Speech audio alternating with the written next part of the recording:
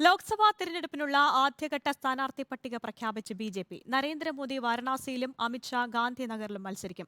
യുവാക്കൾക്കും വനിതകൾക്കും പിന്നാക്ക വിഭാഗങ്ങൾക്കും പ്രാതിനിധ്യം നൽകിയ പട്ടികയാണ് പ്രഖ്യാപിച്ചത്. उसमें माननीय प्रधानमंत्री जी वाराणसी से चुनाव लड़ेंगे. വാരണാസിയിൽ മൂന്നാം വട്ടവും നരേന്ദ്രമോദി, ലക്നൌവിൽ രാജ്നാഥ് സിംഗ്, അമേഠിയിൽ സ്മൃതി ഇറാനി. 34 കേന്ദ്രമന്ത്രിമാരും 2 മുൻ മുഖ്യമന്ത്രിമാരും അടക്കം 195 സ്ഥാനാർത്ഥികളുടെ പട്ടികയാണ് ബി.ജെ.പി. പുറത്തിറക്കിയത്.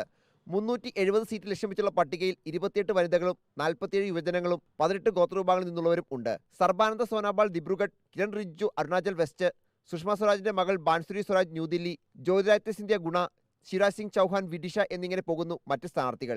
ഏറ്റവും അധികം സ്ഥാനാർത്ഥികളെ ആദ്യഘട്ടത്തിൽ പ്രഖ്യാപിച്ച് ഉത്തർപ്രദേശിൽ നിന്നാണ്.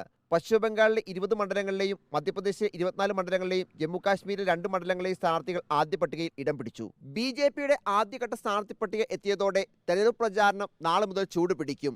ജാതി സെൻസസ് അടക്കമുള്ള വിഷയങ്ങൾ കോൺഗ്രസ് പ്രചാരണമാക്കുമ്പോൾ പിന്നാക്ക വിഭാഗങ്ങൾക്ക് 57% സംവരണമാണ് ആദ്യ പട്ടികയിൽ ബി.ജെ.പി. നൽകിയത്.